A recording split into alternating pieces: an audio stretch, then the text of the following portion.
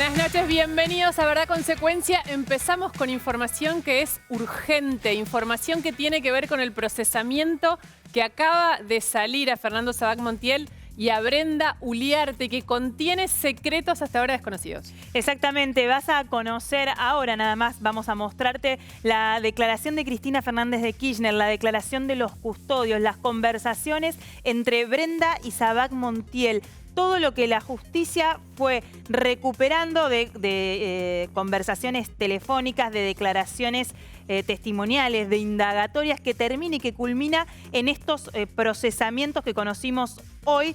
En principio a Sabac Montiel y Brenda Uliarte, recordemos que son 4 ya los detenidos en la causa por el atentado a Cristina Fernández de Kirchner, que hoy reapareció y habló en el Senado. Me salvaron Dios y la Virgen, dijo Cristina Fernández. Vamos a hablar de eso también, por supuesto. Está Hugo Alconadamón, nuestro invitado estrella. Es un placer tenerla con nosotros. Hugo, buenas noches.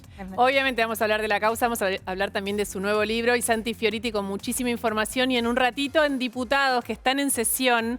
Y vamos a hablar con Luciano Laspina porque esta noche entra el presupuesto. A las 11, cuando estemos terminando, ¿verdad? Consecuencia, ingresa la ley de leyes. ¿A cuánto estará el dólar del presupuesto de Massa? ¿A cuánto la inflación que calcula Massa? Tenemos muchísima información, pero empecemos. Pero esperá, perdón porque te voy a interrumpir, tienen que quedarse hasta el final porque tenemos un verdad consecuencia hoy en este programa que yo estoy segura que les va a gustar, que se van a sorprender, porque además va a dar mucho que hablar. Yo le digo al Conada, tenemos muchísima información hoy, pero te tenés que quedar hasta el final solo por este Verdad Consecuencia. Es muy bueno.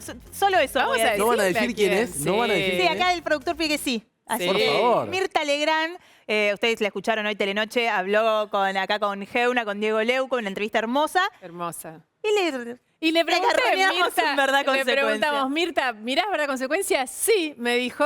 Y le preguntamos, la pregunta por la verdad te la hicimos ahora. Después veremos si eligió Verdad Consecuencia. Si eligió Verdad Consecuencia.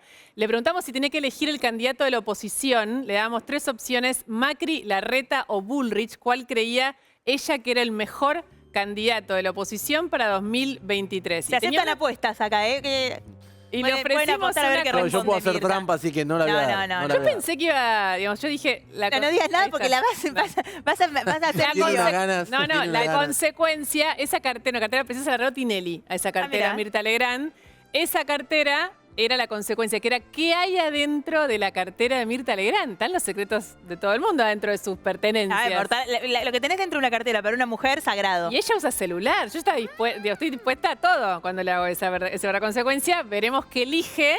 Y en base a lo que elige... Es filosa Mirta Legrand, ustedes la conocen, está espléndida, vuelve a la tele dentro de muy poquito. Hizo y participó en este programa. Atento a los portales, Sí, atento a los portales. Atento portales. Bueno, vamos con la información importante, urgente del día de hoy, es información judicial. Los procesamientos de Brenda Uliarte, Sabac Montiel y todo lo que hay en ese expediente muy voluminoso, pese a que no pasaron ni 15 días todavía, pero claro, es una causa muy sensible y hay mucha celeridad. Lo que estás viendo ahora no lo sabíamos hasta ahora. Sabac Montiel se negó a declarar o dijo, hubo una ampliación de la declaración donde dijo no fuimos ni Brenda ni yo, que es casi un acto insólito, pero le hicieron un peritaje para ver si él está en sus cabales. Y ahí sí citan los peritos un textual que él hace y que es, si se quiere, la primera y única declaración pública sobre el atentado que él cometió. Y dijo en ese peritaje, que fue apenas cometió el atentado, yo no entiendo nada, fue un flash como si apagaran la luz. Los peritos concluyen que a pesar de que tiene, lo ves ahí, predominan ideas de tipo delirante con temas hipocondríacos y de perjuicio, otras acciones por parte de allegados a los cuales habría denunciado varias veces. Él se hace toda esta tendencia a la megalomanía que ves en la placa. Esa es la información, si se quiere, psíquica de Sabac Montiel, que concluye que a pesar de todo eso que lees ahí, está en condiciones y en conciencia de lo que estaba haciendo. Y cuando habla, insisto, con los peritos, dice esta frase que es única porque no se había revelado, que dijo que fue, yo no sabía lo que estaba haciendo, no entendía nada, fue como si apagaran la luz, fue un flash. Y ese es apenas el principio de estas 93 páginas del procesamiento de la jueza Capuchetti. Exactamente, hay transcripción de conversaciones que él mantiene con Brenda Uliarte, más detalles de su situación psíquica, de su condición psíquica, pero queríamos hablar sobre los custodios, porque sabemos que Cristina Fernández los defendió, los bancó, por decirlo de alguna manera, en su declaración testimonial. Ella cuenta también en su declaración cómo fue que se enteró. Hoy la escuchamos a ella misma hablar, pero en esta declaración que hace al día siguiente del atentado, Cristina dice, bueno, me revolearon un libro, nunca me había pasado desde que yo presento, de que presenté el libro y lo firmo, que yo nunca me había pasado eso, yo como que no me di cuenta de nada, y cuenta y detalla cómo fue que se enteró de lo que había sucedido y que había habido un arma, ¿no? Es un poco la vicepresidenta por ella misma. Ella hoy habló, lo vieron ustedes, lo vamos a contar, lo que ella dijo sobre el atentado. Es la primera vez que habla públicamente, lo hizo rodeada de los curas villeros. Ella dijo que habían sido Dios y la Virgen la que la habían salvado. Pero es muy fuerte leer los textuales de la declaración que ella hace al día siguiente, a media mañana, a la jueza y al fiscal que van a su departamento en Juncal, Uruguay, ahí donde había pasado todo, y ella dice lo siguiente. A ver, bueno, cuenta y dice, ahí recordé que el día... no, estoy con una cosa equivocada, disculpen. Esto es un lío, pero Ella dice que se entera en el ascensor. Exacto. Sí. Cuando se va con la custodia, le cuentan en el ascensor y después, bueno, lo que contamos acá, ¿no? Que ella prende el televisor y ve las imágenes. Es la primera vez que me pasa desde que presenté el libro. Nunca me pasó que revolé en un libro. Cuando pasa eso, me agacho a agarrarlo. Cuando me levanto, veo que se arma un tumulto de personas que agarran a una persona. Y recordé que el día anterior, un repartidor había agredido a una persona de mi custodia y pensé que era un caso similar. Luego termino el círculo, firmo unos libros y entro a mi domicilio. Cuando venía en el ascensor, mi secretario, Diego Bermúdez, estaba muy nervioso y me dijo que creía que había habido un arma porque había escuchado un clic. Ese es el momento en el que Cristina Fernández por primera vez tiene algún tipo de noticia de lo que de esto que estamos viendo ahí, de esas imágenes que estamos viendo ahí, de que había habido un arma, o sea, de que le habían apuntado. Ni siquiera sabe que habían apuntado. Y sigue porque dice, entramos al departamento, llegamos al living. Cuando llegamos al domicilio nos sentamos en el comedor diario, vimos las imágenes y constatamos lo que había ocurrido. Ahí me empiezo a enterar lo que había pasado, que esta persona es brasilero y seguía obteniendo información de esa manera, es decir, a medida de lo que iba surgiendo. Hugo, supongo que, no sé si ya la leíste el proceso, supongo que sí, pues sos más obsesivo que nosotros, pero la escena que te transmite este procesamiento, ¿te parece que es una escena terminada? ¿Esta historia está totalmente resuelta? No. No, aquí la sensación que da es, por un lado, lo que veníamos hablando antes del programa, sobre la custodia y la actuación de la custodia, primero. Segundo, sobre los protagonistas, los atacantes. Hay que ver si estaban ellos solos o había algo más. Es decir, todavía hay distintos tramos de esta investigación que quedan por resolver. Bueno, eso es lo que la justicia también está apuntando, porque hay que saber por qué actuó esta gente, cómo actuó y si actuó sola, ¿no? Hablaba Hugo recién de los custodios y de cómo trabajaron, de lo que no hicieron o de lo que hicieron. Vamos a repasar algunas de las declaraciones, las primeras, porque podrían volver a declarar estos custodios, ¿no? En un ratito, Bruno Giacono tiene el mapa muy claro de los vínculos. El centro ahora es Brenda Uliarte, ¿no? Que es raro también, es todo un hallazgo en los últimos días. Brenda Uliarte es el centro de esta investigación y te va a mostrar las ramificaciones de la banda de los Copitos y de todos estos grupos extremos. Lo último que te mostramos después vamos a hacer los custodios y cómo declaran reconocer que actuaron todo mal en este procesamiento. Estos son algunos de los chats que están ahí, son de Brenda Uliarte y más concreto no se consigue. Si tengo un fierro lo compré porque mi ex está jede. Tranqui, no va a pasar nada, no careteo nada, es mío el fierro. Lo compré para asustar a un ex que bardeó, se burló de mi hijo. Todo esto es mentira, ¿no? Está clarísimo. Esto es mentira, el arma está probada que se la robó a un vecino que finalmente había muerto, Sabac Montiel. Pero todo el procesamiento está en los chats que fueron centrales, y eso le quiero preguntar a Hugo, que tienen que ver con el celular de Brenda, que permiten esto, descubrir y revelar todos sus vínculos, sus tramas, lo que decía, a quién le mentía, a quién le decía la verdad. Y la pregunta a Hugo, todo el mundo se la hace. El tema del celular de Sabac Montiel y esta impericia de la Policía Federal. ¿A vos te queda alguna duda con respecto a este error? ¿Crees que podría haber otra cosa? La sensación que da es la precariedad que hay. Esto lo hemos hablado otras veces. Invito a los que nos están viendo a que se olviden de CSI, que se olviden del FBI. No funciona así. Es decir, en muchas ocasiones hay muy buenos agentes de la policía, pero después hay un mar de improvisación, de negligencia, la cantidad de expedientes que se caen a pedazos por errores cometidos por la policía, por nulidades cometidas por la policía. Está bien, uno podría decir, bueno, pero este es el caso más sensible de los últimos, ¿qué? 40 años, como mínimo. ¿Deberían poner al que más sabe? Sí, pero y aún así, estas cosas pasan. Para vos fue impericia y no decisión de hacerlo mal. Es lo más probable. Dicho eso, al mismo tiempo, si lo hubieran querido despedazar, también lo despedazaron mal, porque ni siquiera lo borraron completo, porque pudieron recuperar algunos otros tramos. Con lo cual, si mandaron a alguien para borrar, encima lo borró incompleto. Entonces, mal por un lado o mal por el otro. Sí, y además el celular se ve en el procesamiento que estuvo tirado en la vereda. Si no fuera realmente, en el procesamiento está claro con testigos o con policías y custodios, como el celular, cuando llega la policía está en la vereda. Había un celular, no, un arma en la vereda con un gorro negro de lana al lado, están las fotos. En esa condición, la prueba principal de atentado estaba... Bueno, de hecho, los custodios cuentan cómo querían que nadie lo tocara. Pero el arma, o sea, uno lo lee y parece como de ciencia ficción, pero así fue como sucedió y como empieza esta causa. Reapareció en realidad Cristina Fernández de Kirchner, lo hizo esta tarde en el Senado, eligió un contexto cristiano, podemos decir, rodeada de curas villeros y referentes de la iglesia, de un sector de la iglesia, es la que trabaja con los más pobres. Cristina Fernández decía esto hoy en la Cámara de Senadores.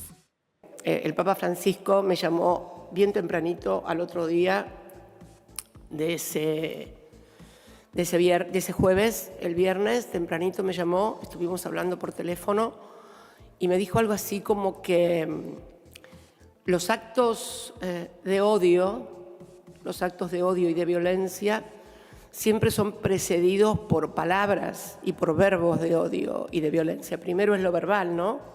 La agresión, y después ese clima va creciendo, creciendo, creciendo y finalmente se produce, Bueno,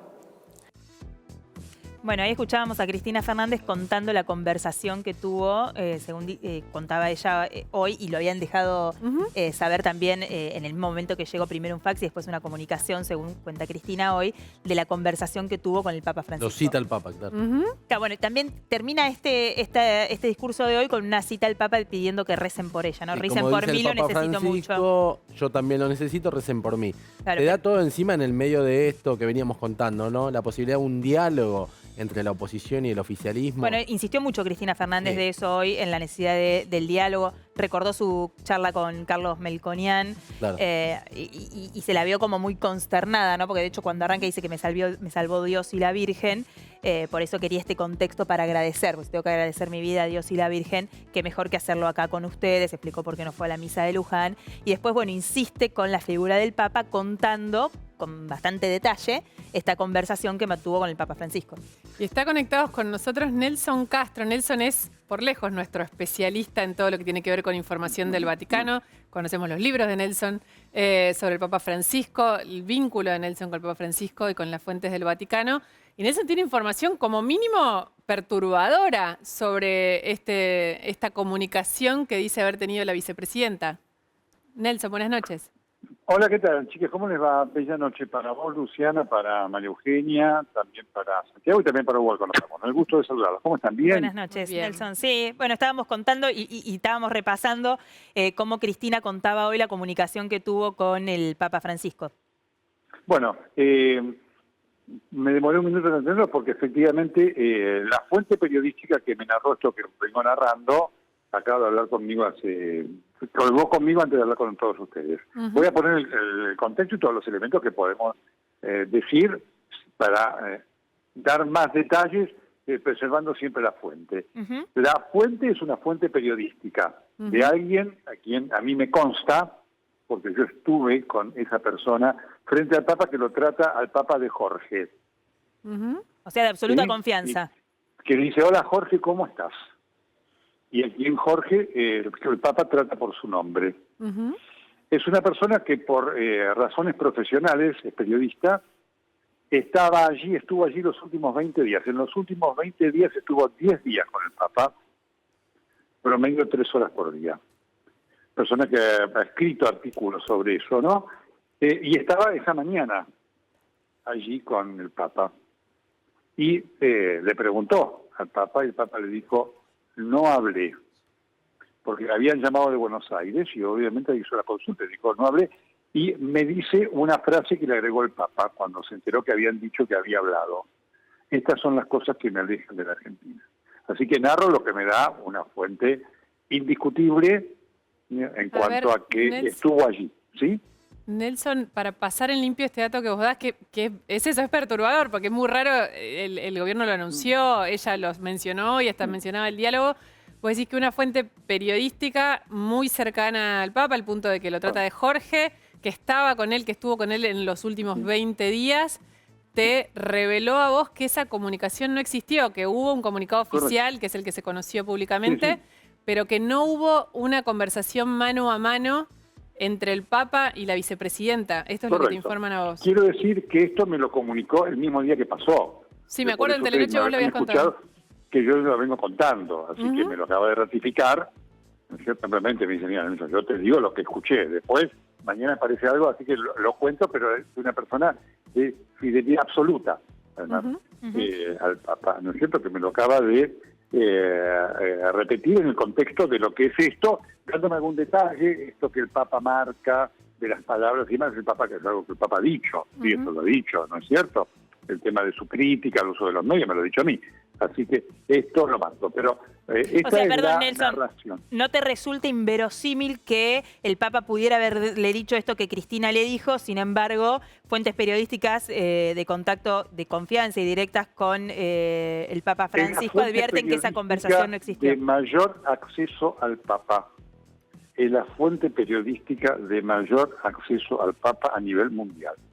¿Sí? Así que por eso lo vengo dando con este detalle. Si ustedes recuerdan, eso ocurrió ese viernes, ese fue un viernes muy intenso para el Papa, porque estaba el tema de la beatificación de Juan Pablo I, estaba el tema del consistorio y demás, pudo haber hablado un minuto, pero además en ese momento no hubo ninguna alusión de la sala estampa del Vaticano a hacer mención. En general se hace mención cuando el Papa habla con un jefe de Estado, porque además era una conversación que no tenía ningún elemento de privacidad, de secreto, digamos, el Papa, digamos, la preocupación lógica ante la presidenta. El telegrama de la sala estampa, puede que me equivoque, pero no recuerdo que tuviera firma del Papa y demás, ¿no es cierto? Así que doy este dato de esto que sucedió hoy ante lo que contó Cristina. No es la primera vez que Cristina miente, pero bueno, yo cuento este hecho.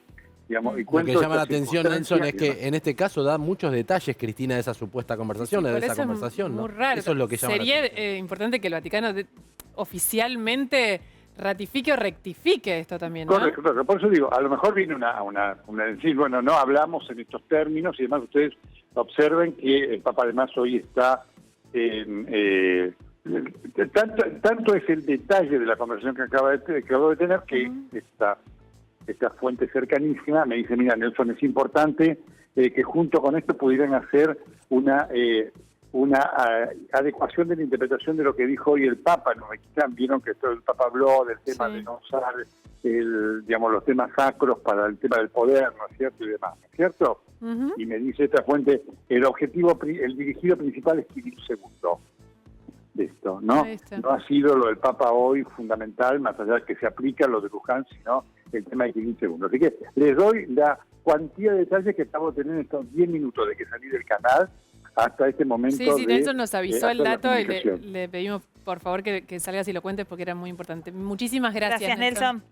A ustedes, la sigo viendo, es bello programa. Chau, chau. Un saludo para todos. Chau, chau.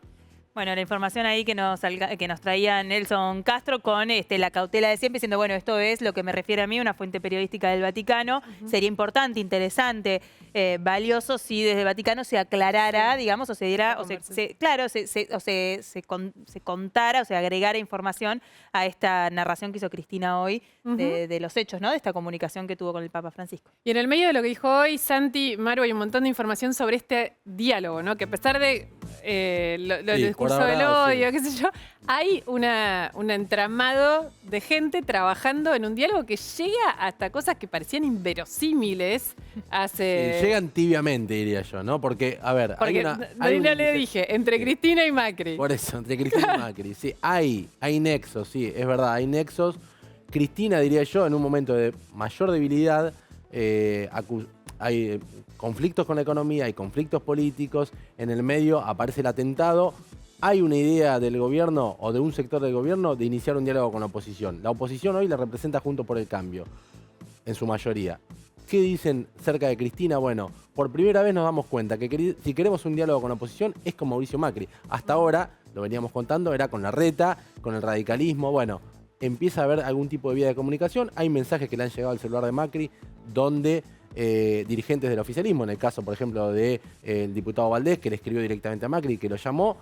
Y también hay otros llamados que no trascendieron o mensajes que le mandaron a Macri para decir si hay algún tipo de diálogo, si existe esa posibilidad. Y además está, lo de José Torello, íntimo amigo de Macri, que hace 2 meses, trascendió hace muy pocos días, habló con Cristina en el despacho del Senado. Sí, lo que tenemos de esa conversación es que fue como una conversación, dicen, más institucional, pero sí es cierto que me parece que ese es el dato, que en el kirchnerismo, y lo hizo explícito hoy Cristina Fernández, hay una intención de dejar planteado, che, miren que nosotros queremos hablar, inclusive con Macri. Claro. Que eso me parece que es una novedad. En la oposición dicen, pero nos metieron tantas veces, nos llevaron tantas veces para la foto y después nos perrearon por atrás. El famoso abrazo del oso. Y, viste, me venís a hacer ese abrazo cuando estás en las malas y cuando medio que estás en el abismo. Y del oficialismo, ¿qué responden?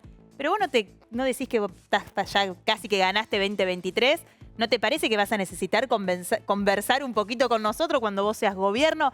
Hay tensión, pero la realidad es que me parece que por primera vez en mucho tiempo, y quizás tenga que ver el atentado a Cristina Fernández de Kirchner, que marca un punto de inflexión, digamos, hay una dimensión humana también a veces, ¿no? Que perdemos. De hecho, cerca del kirchnerismo destacaban los pocos llamados que hubo de la oposición, tanto a Cristina como a Máximo Kirchner. Por ahí Máximo Kirchner, que es el que tenía más diálogo con los opositores en el marco de su rol como jefe de bloque antes de abandonar ese lugar.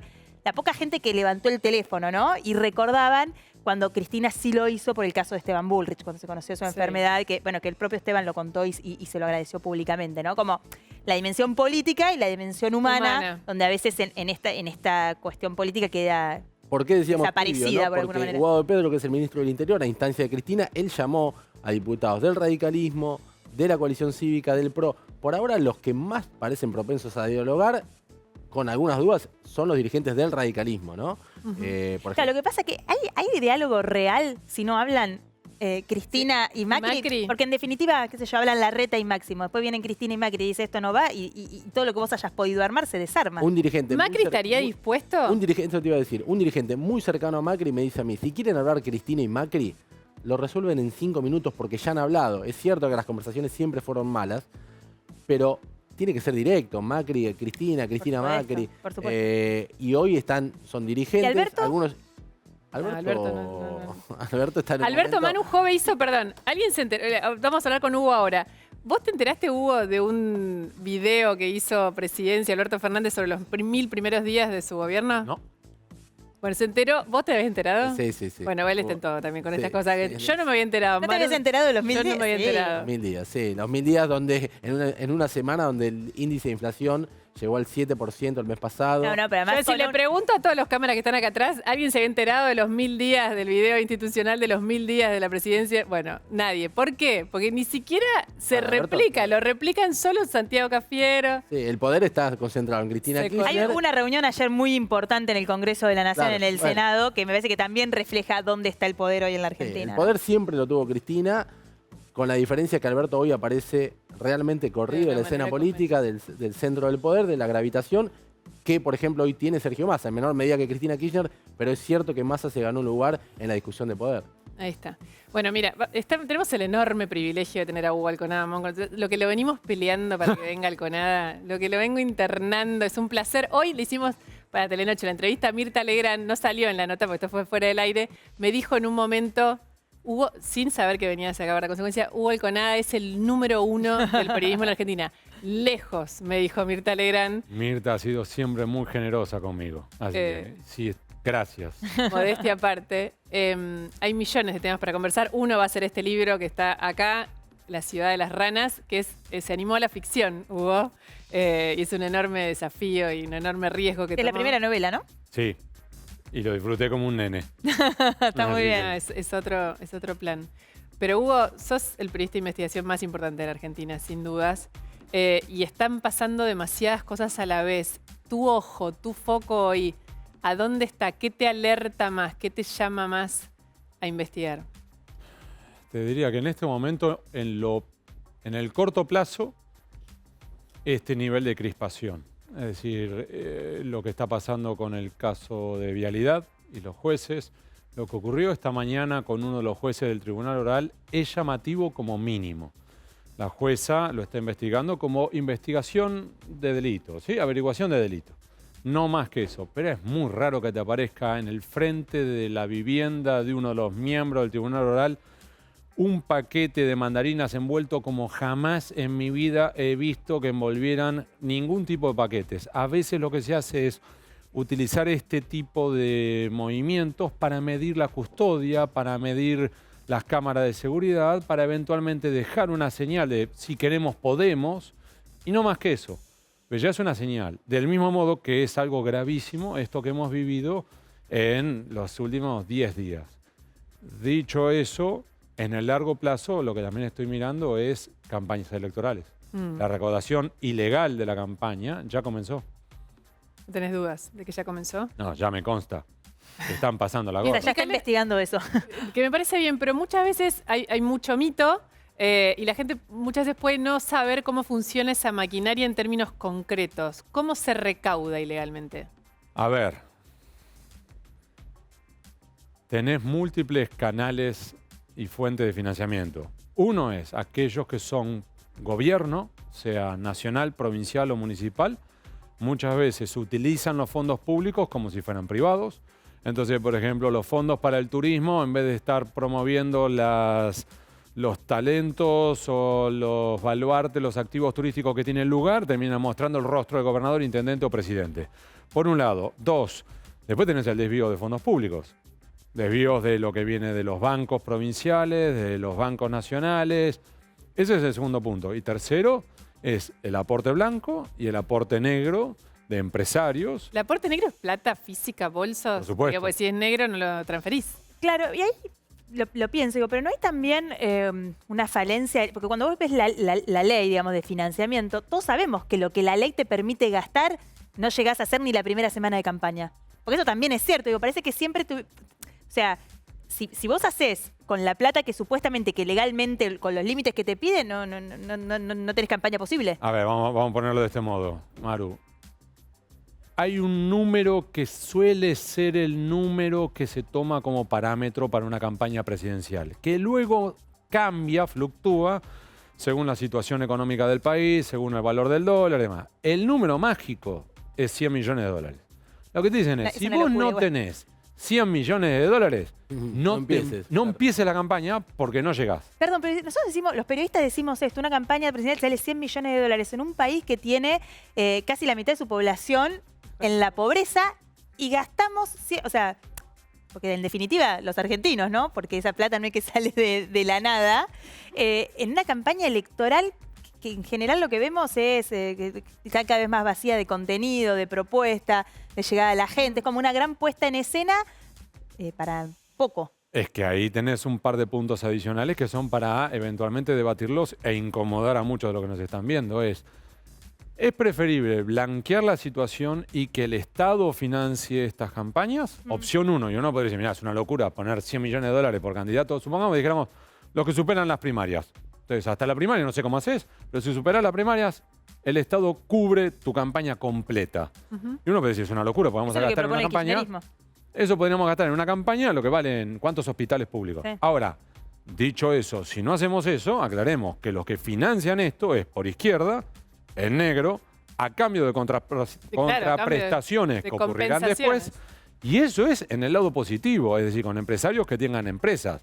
Si no tenés, por ejemplo, quiñeleros, narcotraficantes, pagando las campañas y después dicen, eso sí, Eso condiciona tu gestión. quiero zona liberada en toda esta zona para que yo pueda hacer mis negocios ilegales. Correte un costado. Y es lo que estamos viendo en varios puntos del país. Con lo cual, o la blanqueamos y sinceramos la situación, o vamos a seguir lidiando con este tipo de desafíos oscuros. Porque además, Hugo, muchos de los que ponen plata ponen a distintos candidatos. No es que se ponen solo por un candidato. Gana, ganadora, Obviamente, es como le una ponen carrera de a caballos. todos. Es decir, ustedes tres compiten, va marchando primero Maru, pimba, y no se paga todo entero al principio. Se acuerdan pagos en cuotas.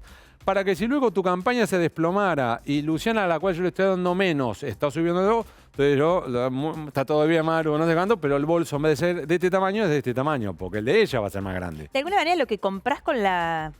Porque es eso, comprás una participación en las decisiones del gobierno futuro Sí. con tus aportes a la campaña. De hecho, a un nivel tan grotesco que sé de un candidato presidencial en campaña anterior que tenía tabulado incluso hasta el nivel de acceso que tenías a él. Entonces, si vos ponías $100.000, reunión con 50 otros empresarios. Claro.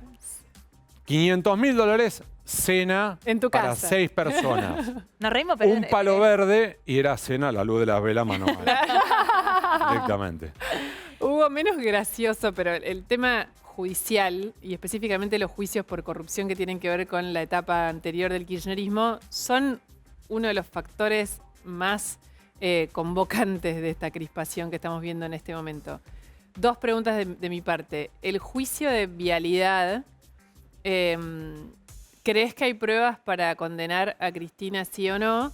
Y si crees que los jueces están en condiciones, con este contexto social y político, de poder fallar en libertad. Ahí tenés dos puntos. Primero, tenemos que ser muy cuidadosos sobre opinar, porque todavía no han hablado todas las defensas.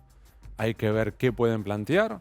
Todavía, de hecho, ni siquiera ha todavía intervenido la defensa de Cristina Fernández de Kirchner, que sería la semana próxima. El lunes, entiendo. Y además lunes después Fernández de Kirchner estaría el viernes ella misma Sí. participando. Hay que ver qué planteos de nulidad hacen.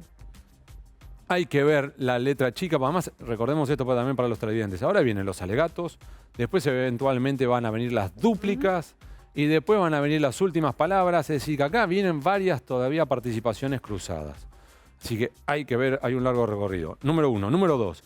La sensación que da es cuanto más abajo en el espinel jerárquico, más evidencias comprometedoras hay.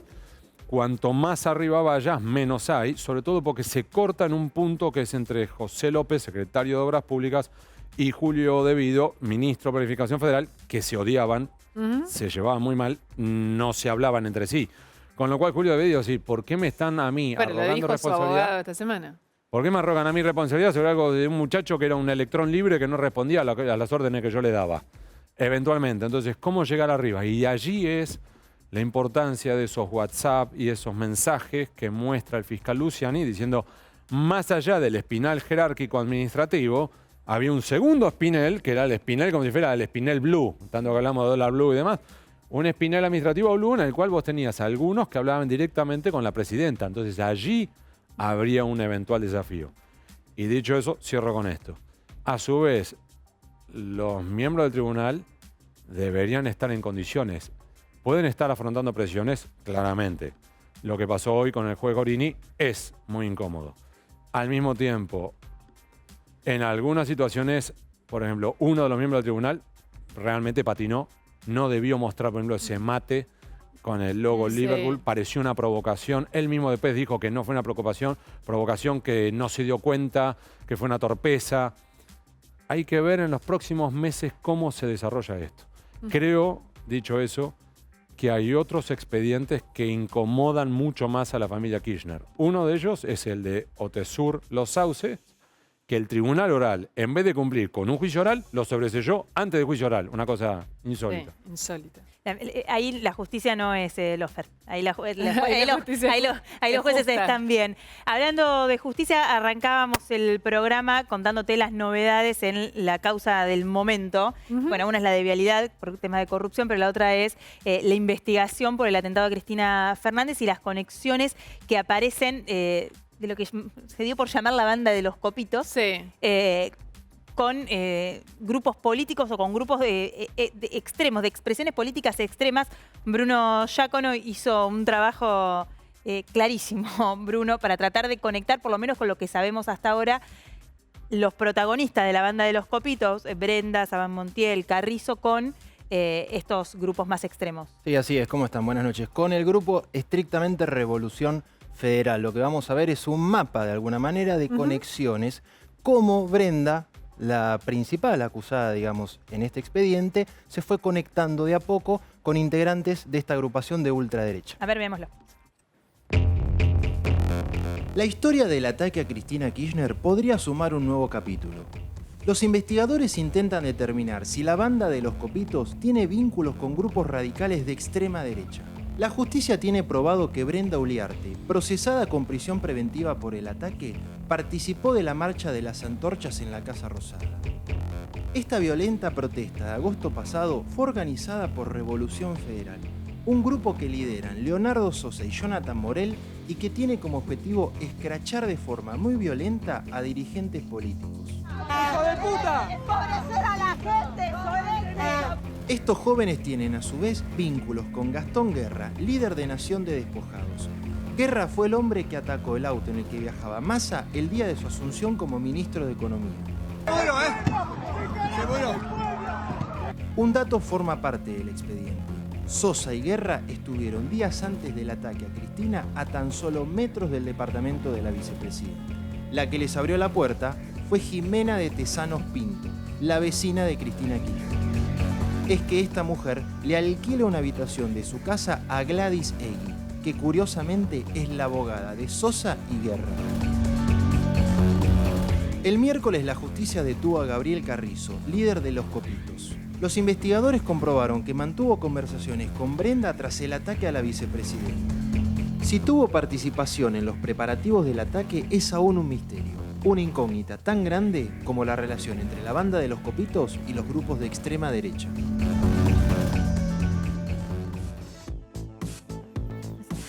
Es impresionante. Acá están las conexiones de la banda de los copitos, para los miembros de la banda de los copitos que están detenidos, con estos grupos que la verdad que los conocimos ahora. Digo, no hace mucho que hablamos de Revolución Federal. No me sale el nombre del otro grupo. Nación de Despojados. Naciones de Gracias. Despojados. Gracias, Manu Jove. ¿Qué son? ¿Qué relación tienen? ¿Qué?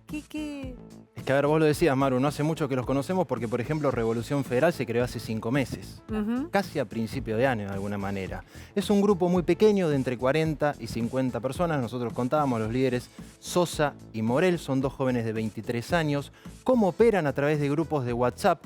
Su objetivo es ir en contra, y voy a ser muy claro en esto, de políticos, no de la política. Es decir, ellos están en contra de un determinado grupo de políticos que entienden van en contra de los intereses del país o de sus propios intereses. Aclaran que no están en contra de la política. ¿Pero alguien los representa políticamente? Mira, la pata violenta, según la información que yo pude obtener, viene de parte del grupo libertario que integra Revolución Federal. Digamos, no tienen una especie de representación única, porque ellos lo que dicen es que distintos espacios conforman Revolución Federal, pero que sí su objetivo es expresar su repudio, y como bien lo vimos, de manera muy violenta contra determinados dirigentes, en especial, digo, está clarísimo, dirigentes del kirchnerismo, pero también han habido escraches a dirigentes del macrismo, entre otros.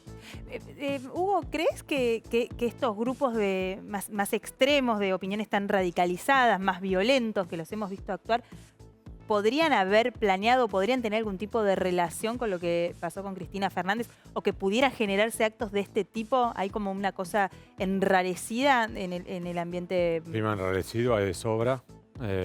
Todavía no hay, como decía Bruno recién, no hay una prueba contundente. que detrás de Fernando Sabac Montiel y Brenda Uliarte haya algo mucho más grande. Si en definitiva lo máximo que hay es la banda de los copitos, no hay mucho. La pregunta es, por ejemplo, que hay que definir es quién está detrás del eventual alquiler de ese departamento en Recoleta. Claro. ¿Por qué? Porque puede ser que ese intercambio entre Sabac Montiel y Brenda Uliarte, aclaro, en un momento estuvieron conversando como estamos viendo, vamos a alquilar un departamento nuevo en Recoleta que nos puede servir, podría servir para un francotirador, dicen en la resolución. Incluso llegan a hablar de que van a darle eventualmente una seña a alguien que podría mostrarles un departamento. La pregunta es, ¿de dónde sacaste ese dinero? Claro. Porque alquilar un departamento en Recoleta sale dinero. Y tenés que tener además una garantía. ¿Quién te da la garantía? Entonces, opción 1 es en realidad el divague de dos loquitos. Claro. Y que en realidad es como si nosotros dijéramos, vamos a alquilar un departamento en Bangkok. Y no tenemos ni idea ni cuáles son los requisitos para Bangkok. Y después cuando te enterás cuáles son los requisitos de Bangkok, sí, no, claramente no podemos. O 2, sí tenían a alguien y ese alguien le decía, yo me doy maña para que vos puedas entrar a ese departamento. Esa es la pregunta del millón.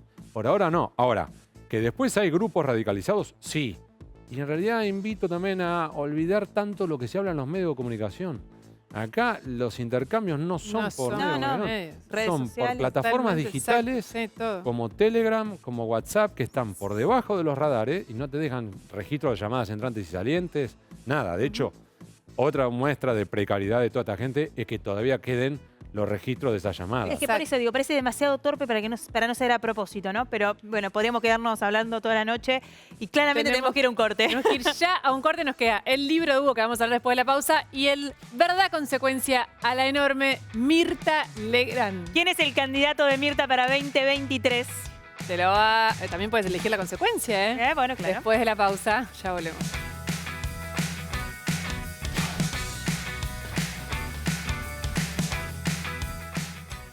Todos sabemos lo que representa para la logística de una empresa una flota moderna de vehículos. Por eso, a la hora de renovar el parque automotor, piense en el especialista. Naviran Mercado, subastas online. El Mirasol del Puerto. Avenida Alicia Moró de Justo 202, Puerto Madero. Salón para eventos. 4315-6277. En San Juan potenciamos la agroindustria vitivinícola y olivícola, lideramos la inversión minera y el desarrollo energético. En esta tierra hay oportunidad. San Juan. En Santander, nuestra misión es contribuir al progreso de las personas y de las empresas. Ingresá a santander.com.ar y conoce nuestras acciones de banca responsable. Queremos ayudarte. Enel Generación Costanera. Generamos energía para construir juntos un futuro mejor. Las más variadas cervezas artesanales. Vení a Posadas. Gobierno de Misiones. En el Ciudad tenés todo para operar de manera simple, ágil y segura. Entra al Ciudad. Todos los días podemos sembrar algo nuevo. Syngenta. En Vicente López la seguridad siempre fue una prioridad. Vivamos Vicente López.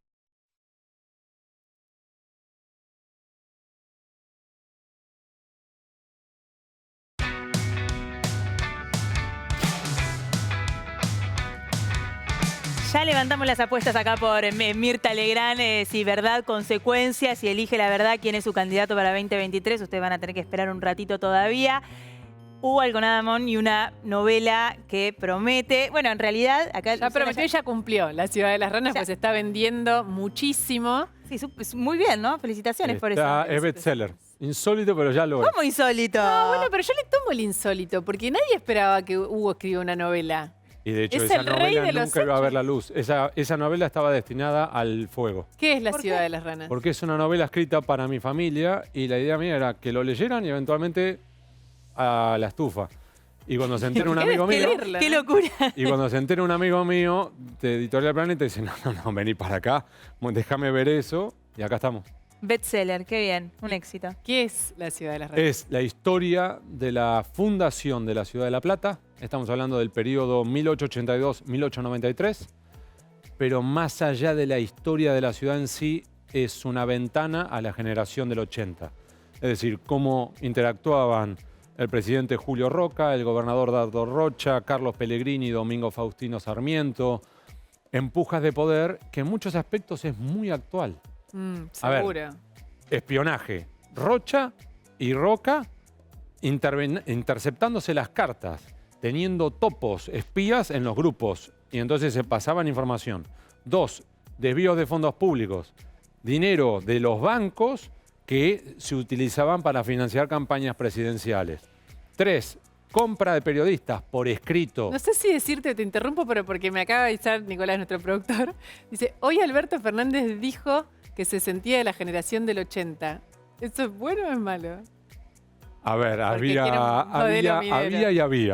Había y había, dejémoslo ahí. Igual con la enumeración que acabas de hacer, pienso como, ¿no es un poco frustrante? O sea, mientras ibas escribiendo la novela y veías que seguimos con los mismos problemas. Sí y no. A ver. Mira. ¿Por Una de qué? cal y una de arena, a ver. ¿Por qué? Y a mí al revés, salí más esperanzado. Porque el ver que estos hombres y mujeres no eran de mármol, no eran superhéroes, sino que tenían sus agachadas, sus dobleces, eran picantes, eran delincuentes algunos.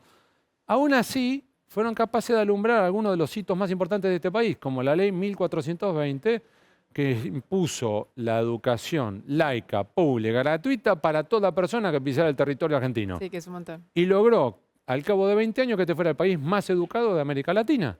Entonces, porque si fueran todos Superman, ¿cómo volvés a tener una generación de todos Superman? Es imposible. Ahora, si vos me decís, son todos chapulines colorados, que tienen sus miedos y tienen sus agachadas, que algunos robaban. A ver, te doy un ejemplo. El hermano de Julio Roca era tan picante en lo que robaba, que el nombre era Taliba, que Domingo Sarmiento, para chicanearlo a Roca, decía sinónimo a Taliba de robo. Entonces decía, hoy va por la calle, me atalibaron la billetera. Desde eso hasta que Dardo Rocha, por escrito, establece con el director de la revista El Mosquito la compra de la revista por 2 años para que trabaje a sus servicios. Ahí está. Con fondos públicos. Hablando de relatos. Por supuesto. Hablando de relatos de la política, la política construye para sí, Manu Jove.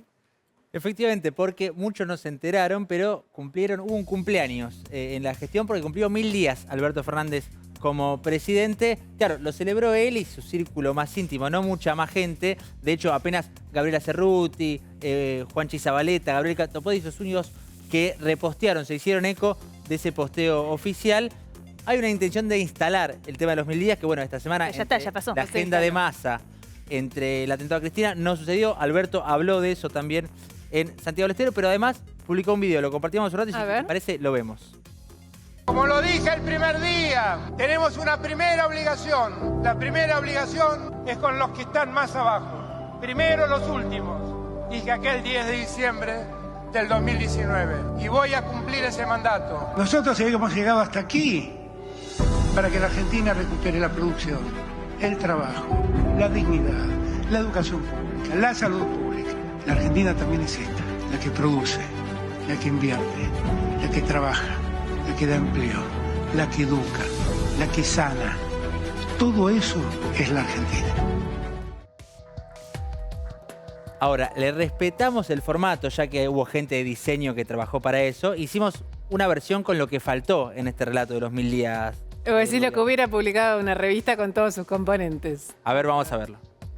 ¿Tenemos un problema con los dólares? Sí, tenemos un problema con los dólares. ¿Saben por qué? Porque crecemos mucho. ¿Qué tenemos? Una crisis de crecimiento. No hay ningún tipo penal en la Argentina que diga será castigado el que vacuna a otro que se adelantó en la fila. Fabiola convocó una reunión con sus amigos y a un brindis, que no debió haberse hecho. Hay otras ocupaciones, además de ser ministro, ministra, legislador o legisladora. Vayan a buscar otro laburo. Los brasileros salieron de la selva. La guerra contra la inflación en Argentina. Te dije la otra vez cuando hice un documento que vos tenías la lapicera. Yo lo que te pido es que la uses. Lo que hay es readecuación de partidas de acuerdo a lo que uno ya prevé que se puede gastar o no en ese año. Es una redistribución de subsidios. Ojalá que esto no suceda, así podrá descansar mi pena hasta la próxima vez. La picardía de Manu Jove. No Ahí queríamos está. dejar afuera lo que él definió como la vena hippie que no le gusta a Cristina también. Le sumaste los que se había olvidado, los 1000 días que... Efectivamente. Las características que se olvidó en su video. Corremos a tanda, Alconada. Enormes gracias. Muchísimas gracias. a ustedes. Un placer. Gracias. Un placer. Te esperamos siempre que puedas. Quédense ahí, Mirta Legrand y su verdad consecuencia. Ya volvemos. Somos tu destino de crecimiento, con políticas activas para generar competitividad y desarrollo y la infraestructura que tu proyecto necesita. Entre Ríos, una provincia fuerte que está en marcha.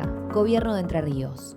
OSPE, la obra social más elegida del país. 450.000 afiliados confían en nosotros. Una cobertura que se adapta a tu medida. Planes para jóvenes, familias y empresas. Conocenos ingresando en ospesalud.com.ar.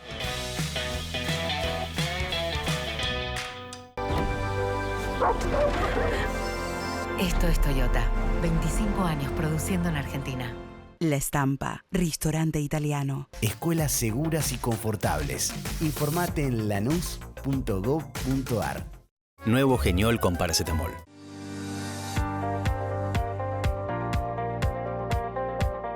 ¿Qué es lo que hace a San Isidro distinto?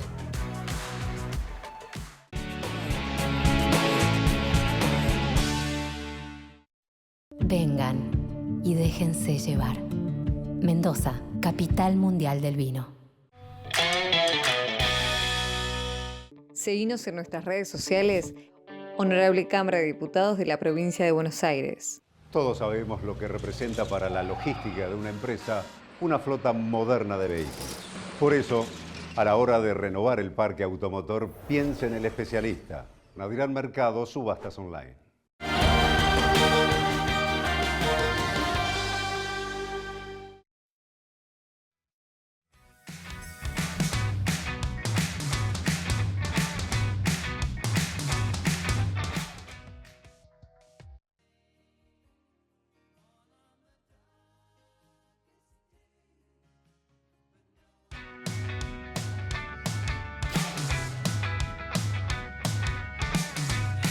Señoras y señores, Mirta Legrand en verdad consecuencia.